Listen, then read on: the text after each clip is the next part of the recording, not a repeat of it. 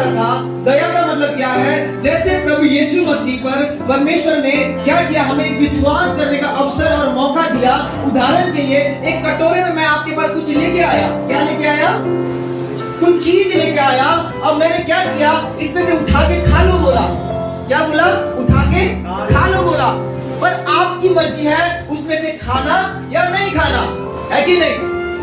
मैं चॉकलेट का डब्बा आपके पास लेके आया, अभी नहीं है मेरे पास, नहीं लेके आऊंगा, उदाहरण दे रहा हूँ। मैं चॉकलेट का डब्बा आपके पास या मिठाइयों का डब्बा आपके पास लेके आता हूँ और मैं आपको क्या बोलता हूँ, मिठाई ले लो। तो क्या होगा कि मैंने आपके पास दया किया। अब उस दया को आपने अपने जीवन में लेना नहीं लेना, ये किसके हाथ में है? आपके जीवन में। हालेलुया। और बाइबल बताता है परमेश्वर ने संपूर्ण मानव जाति के ऊपर, धरती के लोगों के ऊपर क्या किया? दया किया। और उसने अपना एक लौता पुत्र स्वर्ग से धरती पर इंसान बनने के लिए छोड़ दिया और इंसान बनकर बलि होने के लिए छोड़ दिया।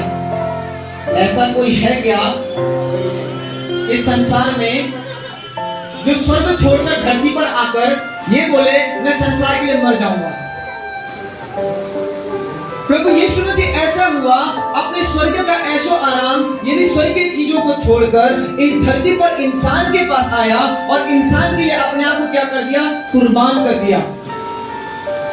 इसलिए हुआ कि मुझे पता था मेरी कुर्बानी लोगों को पापों से क्या करेगा? मुक्त करेगा। क्या करेगा? मुक्त करेगा, यानी पापों से क्या करेगा? छुड़ाएगा, यानी कि स्वर्ग के राज्य में मेरे लोगों को क्या करेगा? लेके आएगा। Hallelujah, hallelujah. ये क्या था? परमेश्वर का दया।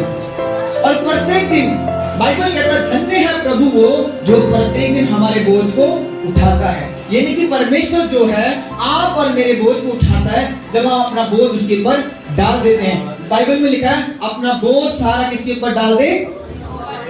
किसके ऊपर डाल दे? किसके ऊपर डाल दे? यहोवा परमेश्वर पे। अपनी सारी चिंता किस पे डाल दे? यहोवा परमेश्वर पर। कहता है कि परमेश्वर का वचन कहता है कि तू अपने बोझ को, अपने भार को तू नहीं उठा पाएगा, परंतु तू अपने भार को, अपने बोझ को यदि मुझे दे देगा तो मैं तेरे बोझ को, तेरे भार को क्या करूंगा? उठा लूंगा और हल्का हो जाएगा तू। हालेलुया। आज आप बीमार हो सकते हैं, आप रोग में हो सकते हैं, आप परेशान हो सकते हैं, आप टेंशन में हो सकते हैं, डिप्रेशन में हो सकते हैं, बहुत दुष्ट आत्मा आपको सता रही होगी, आप बड़े परेशान हो सकते हैं। पर वो आप अपनी परेशानियों को आप लेके खुद घूम रहे हो। जिस दिन आपको ये समझ आ जाएगा कि परमेश्वर का दया मेरे ऊपर है और मैं विश्वास करता हूँ ये परमेश्वर जो है मुझे क्या कर सकता है? छुड़ा सकता है इन चीजों से, मुझे आजाद कर सकता है, मुझे नया कर सकता है, मेरे जीवन को बदल सकता है। जिस दिन आपको ये समझ आ जाएगा और आप अपने बोझ को घुटनों पर जाकर बोलोगे प्रभु मैं अपने बोझ को उठा नहीं सकता, परंतु मैं अपने बोझ को आपके ऊपर देता हूँ और मेरे बोझ के ऊपर क्या करिए? दया कीजिए। तो क्या होगा? वो क्या होगा आपके ऊपर?